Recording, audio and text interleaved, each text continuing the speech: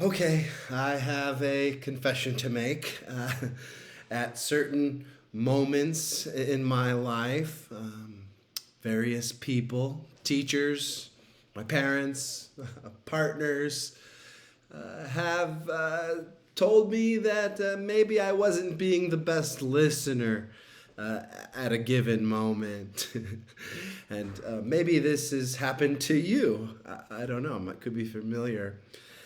But yeah, I have to admit that even though I have a degree in communication, maybe I'm not as good at listening as I could be, and I think most people aren't, and most people I think could benefit greatly from trying to improve their listening. And that's what we're going to do in these next couple videos. I just want to give you some practical strategies and things that I do to try to improve my own listening. One of the things you want to do is become kind of familiar with your strengths and your weaknesses when it comes to listening. I can listen to long lectures. That's what got me through school. And I like to listen to books on tape just for fun. And, I think other people struggle with that.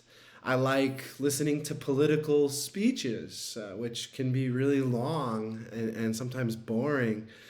I listen to 1,200 student speeches every year and evaluate those. So I have strengths when it comes to listening, but I also have some weaknesses. Sometimes I struggle with pseudo listening, where we pretend to be listening to others. I remember this was especially true when I was a teenager. I'd come home from school, I'd be watching like Jerry Springer, and my mom would come home and she'd say, tell Dad that I'm going to the grocery store or to the bank. And I'd say, never breaking eye contact with the television screen. And she would say, what did I just tell you? And I was like, I have no idea. She'd say, tell me again. And then now she makes me respond back to her and tell her, which is the last step of the listening process, actually. And it's the last step for a reason, because listening is more than just a personal thing, it's a social activity. I struggled at times with narcissistic listening. Maybe this is something you struggle with.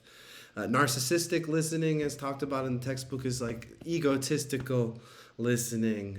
I've hijacked friends' conversations. They were telling a story, and then I just kind of one-upped them with my own version of that story. Or I had a friend who might have been talking about their problems, and then, I spent most of the time just thinking about my problems rather than trying to help them. And there have been times in my life where I have to admit that I've suffered from aggressive listening, where I was maybe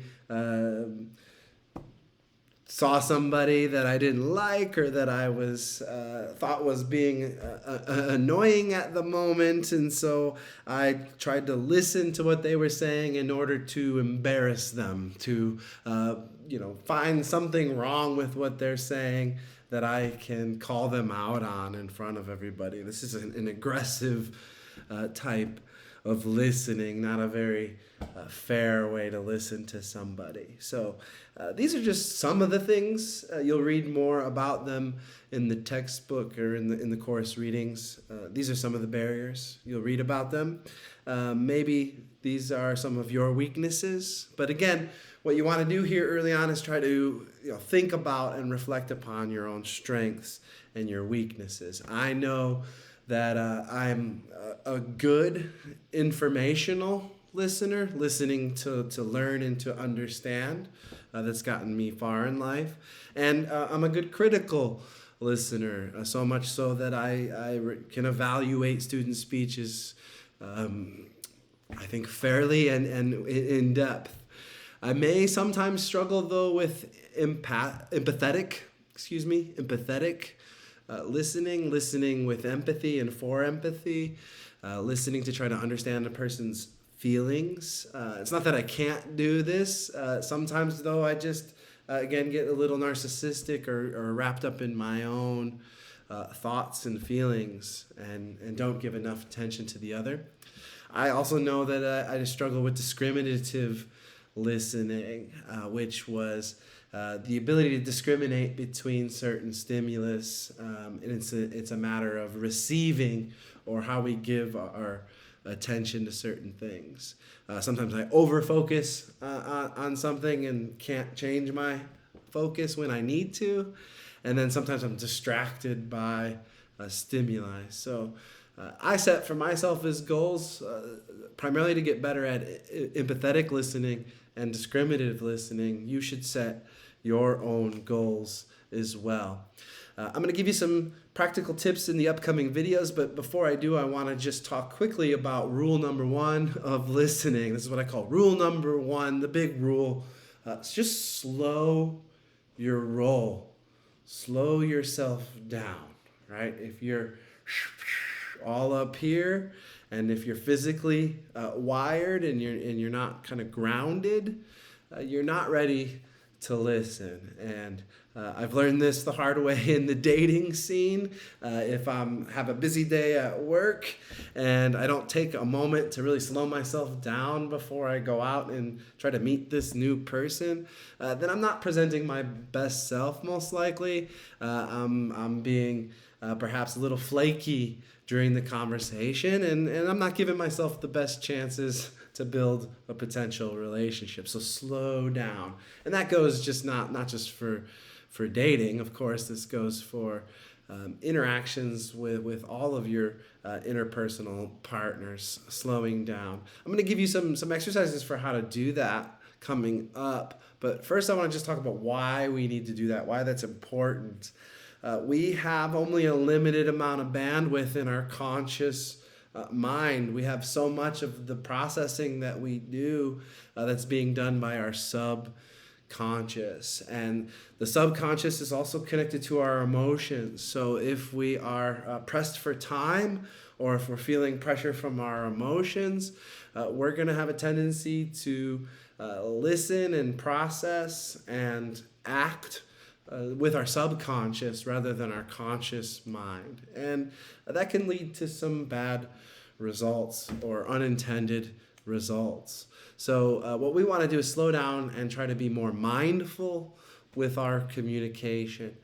Remember this from before as the DIE model: description, inference, evaluation. I'm adding action to it now, and this is kind of adapted from what's called the ladder of inference. And what happens is the quicker we are acting, right, the more likely we are acting on inference and guesses, and the more likely there is for mistakes. The more emotional we are when we're processing, the more likely we're just to act or to make judgments. And so we want to slow down and move ourselves down the ladder of inference in our thinking and in our orientation towards the other. That means staying in the area of description. What am I actually hearing and observing right now? How do I just pay attention to that and focus on being able to just describe what I'm actually listening to? And then above that, is beginning to make meaning and understanding of that through inference. And remember that with the listening process, you are doing that inference in your mind as you are interpreting, recalling, and evaluating. But you're also doing that inference when you are responding, which is where you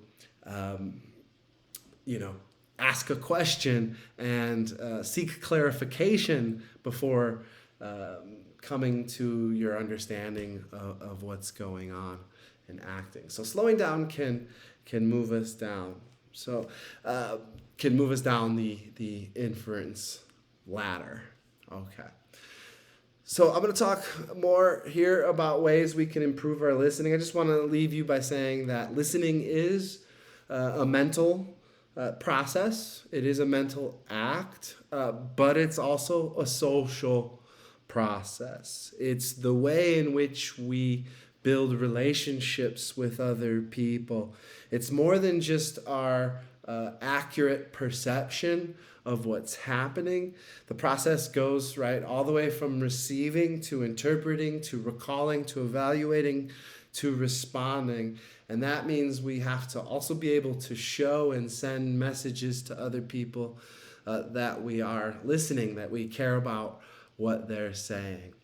All right, we'll keep going with this in the next few videos.